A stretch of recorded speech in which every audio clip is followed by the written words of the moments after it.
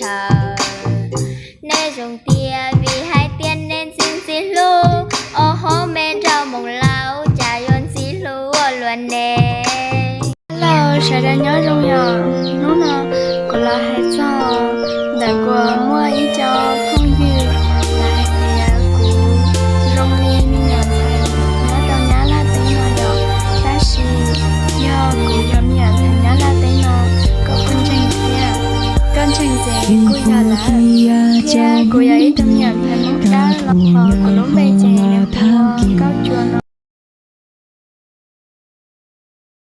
Hello, mình nhớ rồi. Mình tôi là đã ngày như nào mong gì hả? Nhà như nào không khu lệ mong em mày nè. Cả đơn hàng loại cả lối xanh chỉ quan rồi mà. Đó là khơi dậy. Yêu mong một giờ thầu tư. Lúc xe luôn chưa mà trong ly cô. Mà đâu cả một kẻ lưu đùa. Sợ nhau trong ly từ nền tựa.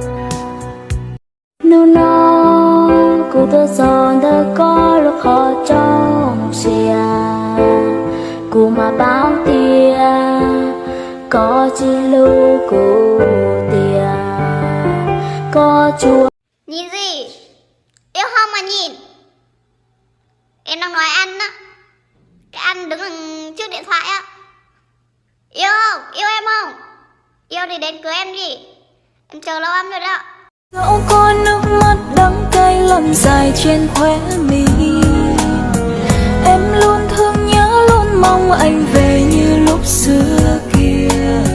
Từng ngày đợi mong người về trong lúc đêm khuya quá hiu quạnh. Nhưng sao ước mơ cứ luôn mãi mãi làm bằng phù du. Đã cố nhắm mắt cố quên đi người xa mãi xa. Nhưng sao không thể quên đi tháng ngày ta đã có nhau. Ngày lại trôi máu tình về ký ức khi xưa đã nhạt nhòa. Thôi không vương vấn vì tình xưa ấy nay đã hết. Dù đã cố ngăn đôi dòng lệ sao lòng em vẫn cứ đau. Còn đâu